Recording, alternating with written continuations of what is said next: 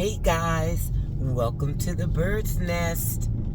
I'm gonna try to make this one short and sweet so that I can enjoy my ride to work. But we've made it to the end of Shedeur's rookie season in one piece. But before I go further, please like, comment, and subscribe for all your NFL recaps, news, and gossip.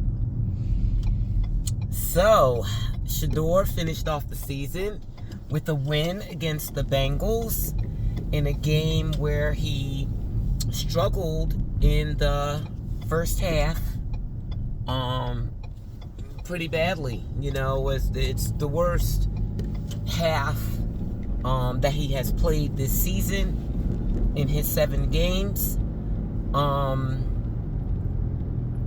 If you don't count the when he was thrown out there in the Ravens game, that one was probably worse. I'm not even sure about that, but so he had a very bad start, and I didn't know what to make of that. What was going on? It just felt like he was cold. He wasn't in the zone. He couldn't get in the zone. And so I was like, well, hopefully after halftime, something can occur that will get him in the zone. And thankfully, that happened. He didn't get any touchdowns yesterday, but he did run 2 scoring drives. And they got field goals. And with that, and the defense, who came alive in these past 2 weeks, very interestingly, because they were not playing their best the previous 4 weeks, but these last 2 weeks, they were not playing. They came out there and played their butts off, and so the defense scored 2 touchdowns. I think in the first half. In the first half, they scored 2 touchdowns on fumble recovery, and an interception. That was Devin Bush, and then I think that was Baker. That got that fumble recovery for a touchdown. So it was truly just like with the Steelers win. It was a team effort, a true team effort, where they needed everyone, because this game in particular, Shedeur came out and just was, it appeared to me, cold. I watch all of Shedeur's pressers. I've watched, with the exception of maybe his first 2 weeks at Colorado, maybe. But every other presser for the past 3 years of Shedeur's I have watched. And his Colorado pressers, he's a different person than he is for the Browns. He's a rookie.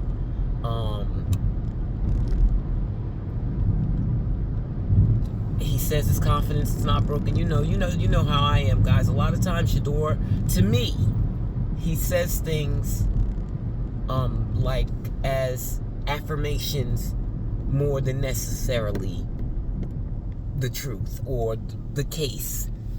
It's what he wants it to be more than what it is.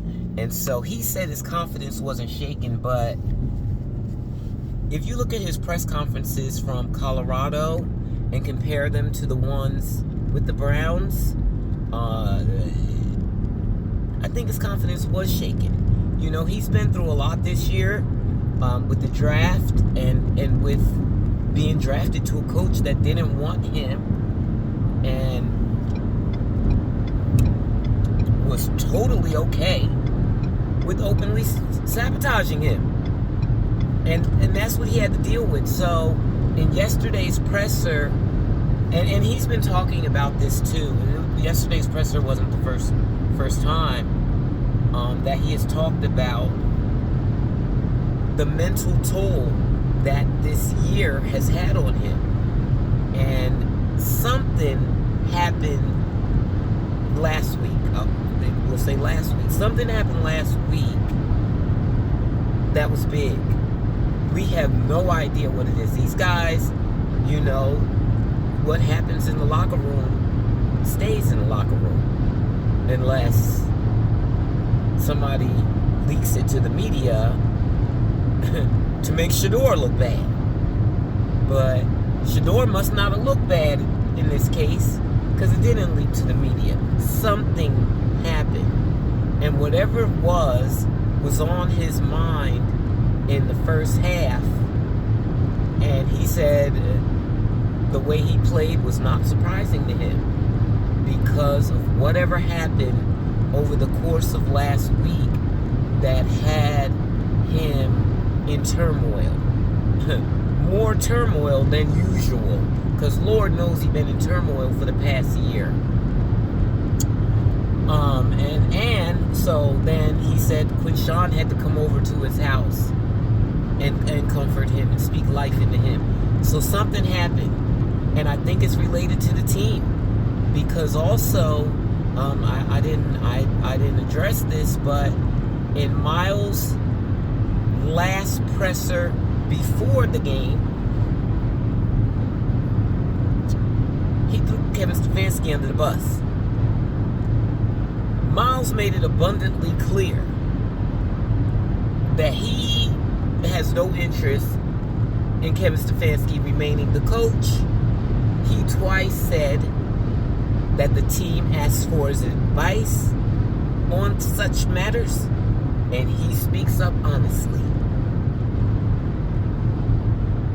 I put two and two together and said, okay, Miles, let him know I don't want him back.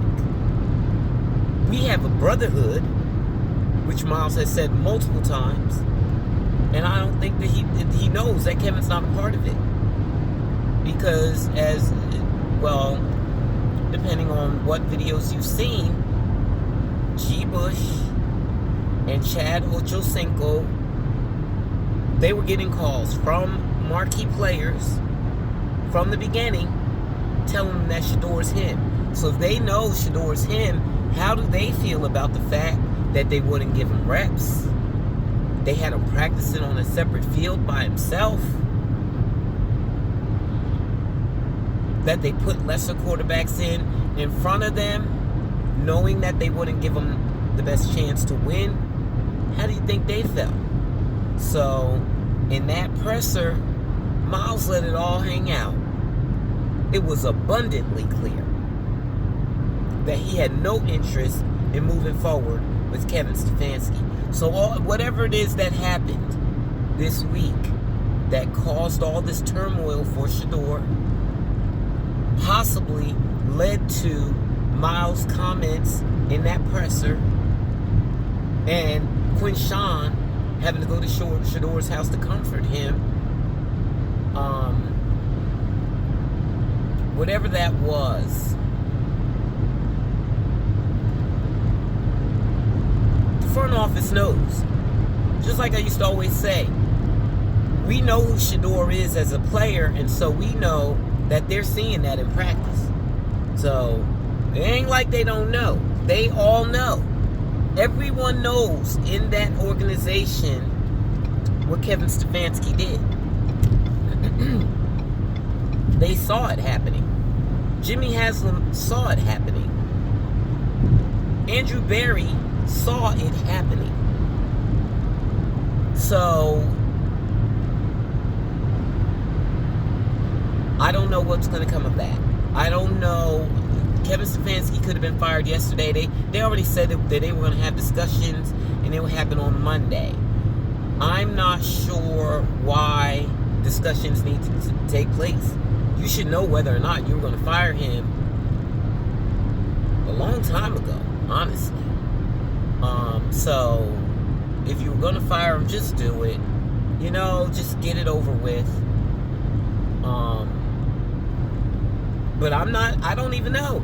I don't know, because the Browns are so unusual that you don't know what they're going to do. They may still be thinking about Stefanski. They may feel like Shedeur didn't show them enough, but they know that Stefanski sabotaged Shedeur. They know it. more than anyone else. Fans can say whatever they want. They see what's happening on in that building. So they know that Stefanski sabotaged Shedeur. But I think that maybe, I don't know. It is possible that they feel like, well, even with the sabotage, it would have been nice if Shedeur. Nah, I don't think they think that. So, let me just close out with this. I believe Shedeur's QB1 next season because those guys rallied in those last 2 games to get them out of position for a quarterback. There's only 2 potentially worthwhile quarterbacks in this draft that we know of. You don't know what people are going to become if you give them a chance. But there's 2 that seem like they could be it. I don't know if either one of them have declared for the draft yet. So, I don't know.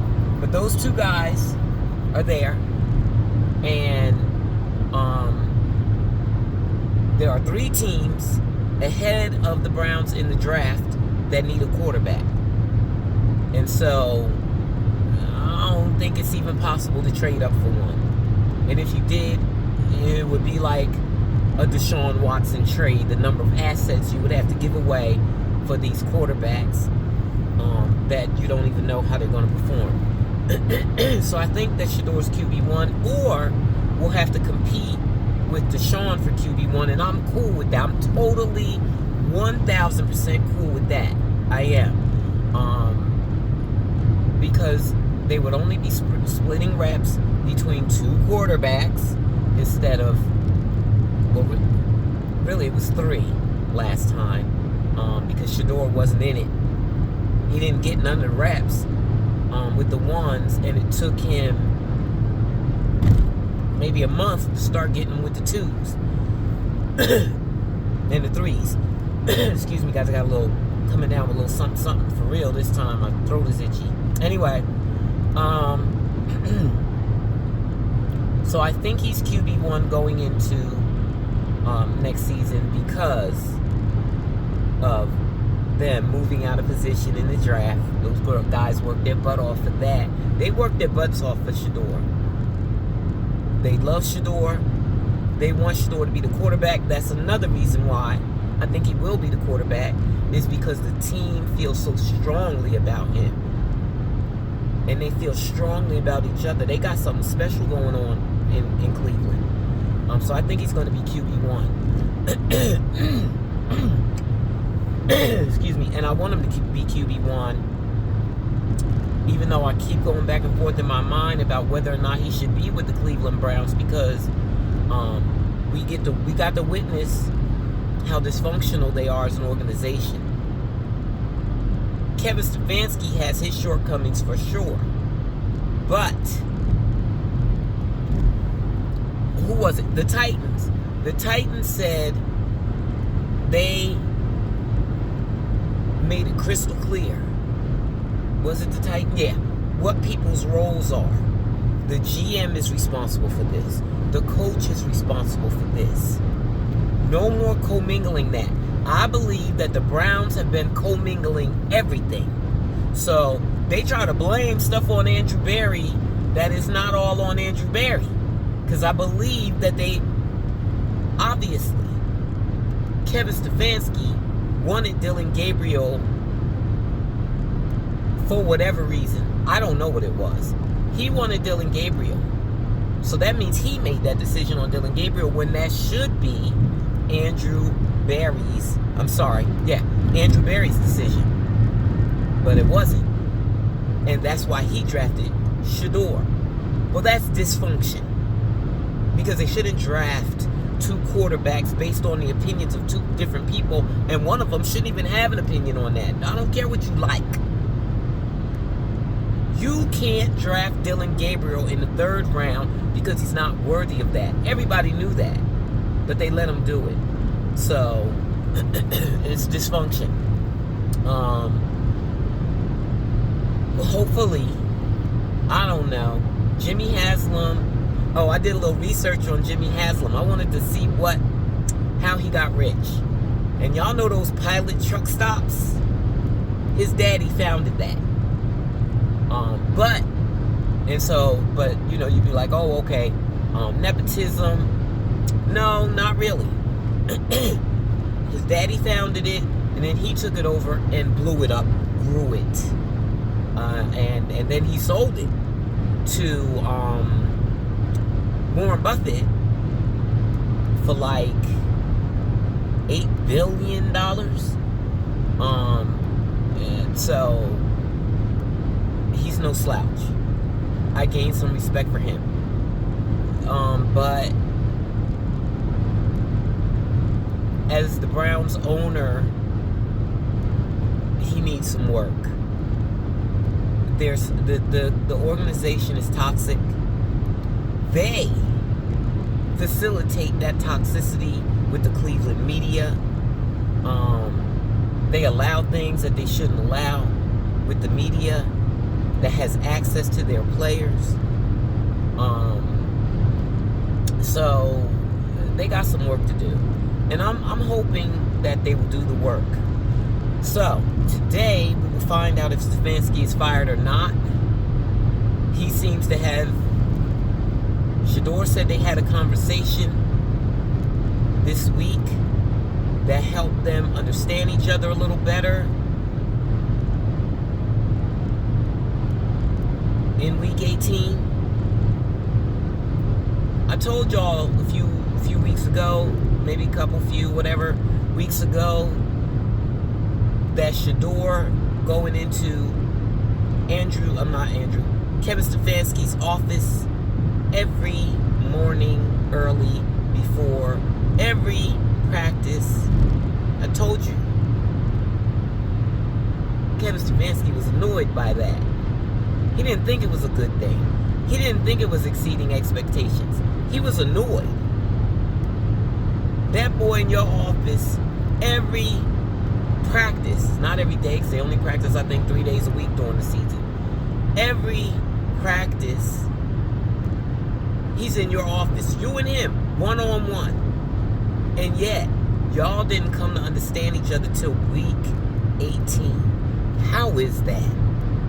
He really dislikes Shedeur, and I believe he still does. And the only reason that he's starting to speak favorably, at least, or pretend that he's warming up to Shedeur, is because his job was on the line. I don't know what he thought was going to happen. I guess he chased Baker away. He felt empowered. When you allow people to do things, they start to feel more and more empowered. And so he thought what he was doing with Shedeur was okay, despite the pushback from the front office that he received, and he kept doing it to the last minute. He needs to go, to me, because whatever he's acting like is not real. And he didn't get Baker out of here quick. It took a while to get Baker out of there. So I believe that if they let him come back with Shedeur, he will continue to sabotage him.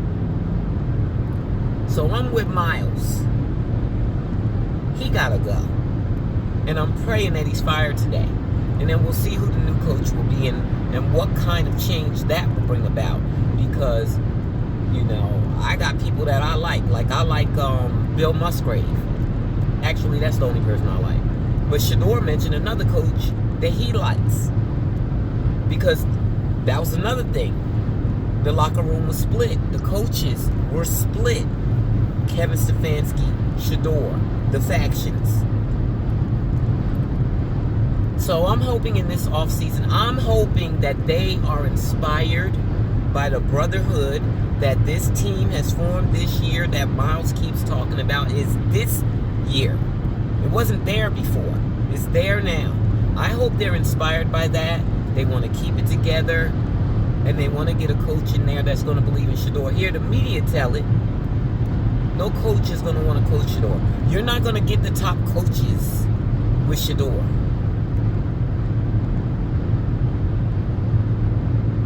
Really? Is that so? Bring Brian Flores in there then. And they say that Brian Flores They say Jimmy Haslam likes yes men. Hopefully, Jimmy Haslam has finally learned that those yes men, they don't get the job done because they're beta males.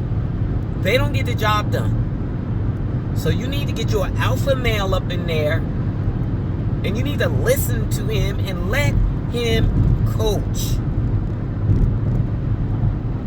A good coach. Not a beta like Stefanski, Mr. Conservative. No. You need a dog up in there. Y'all the dogs. You need a dog as a coach. And they say it's Brian Flores, so I want him.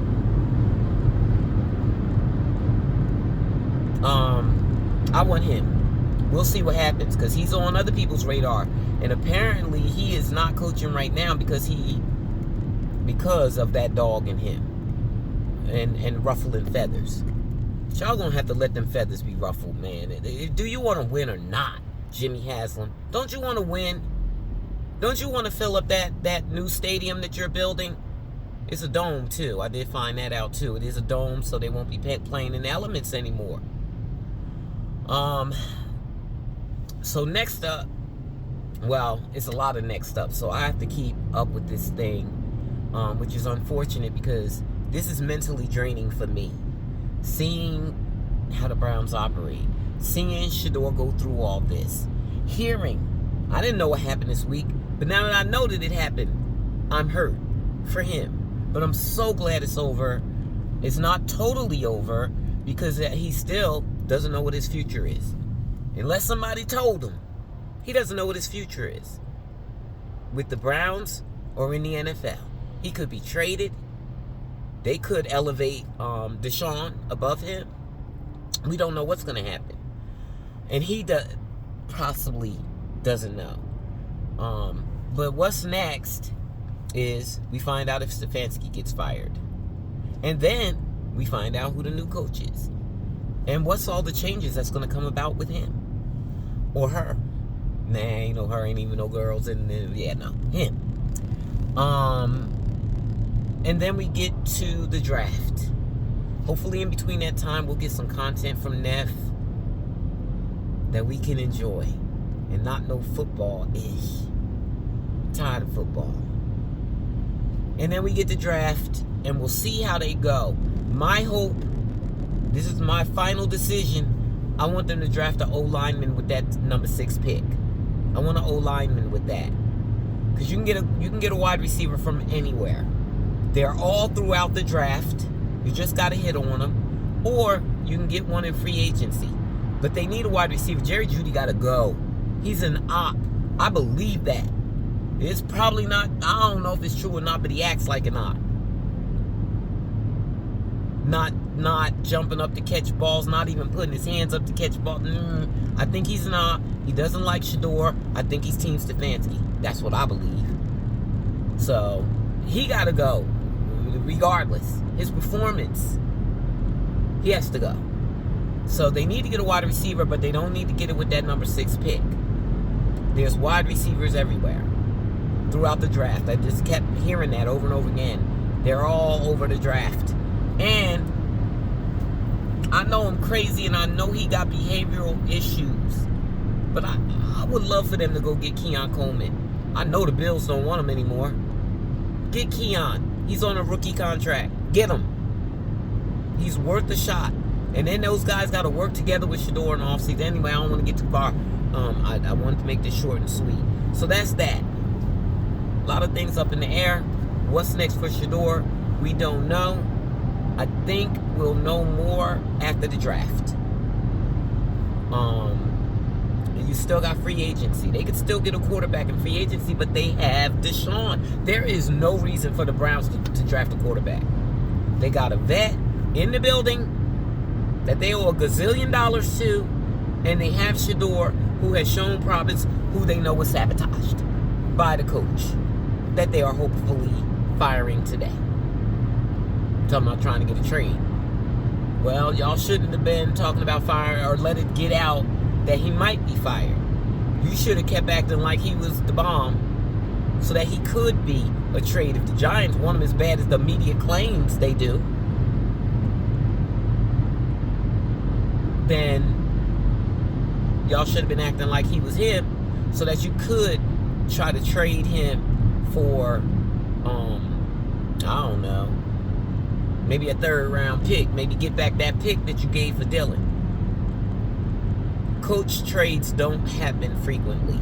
They're very rare, but they do happen. Sean Payton got to the Broncos via trade. The New Orleans Saints received a 1st round, a 2nd round, and a 3rd round pick, and I believe monetary compensation for Sean Payton. And that was a worthwhile trade, because Sean, well, I mean, hey, they be going to the playoffs. He's been working with both niggas. So, let's see what happens. I just wanted to check in, give y'all that little update, and I'll probably come back on later, because we're going to find out by the time I get off of work, we will know if Kevin Stefanski was fired or not. So I'll probably come back on and chit-chat about that. But otherwise, you guys have a good day. And I got a lot of ride left to work, and I just want to listen to some music and relax. Something that I have not been able to do since the draft. So y'all have a good day. Thanks so much for watching. And please, don't forget to like, comment, and subscribe. Mwah.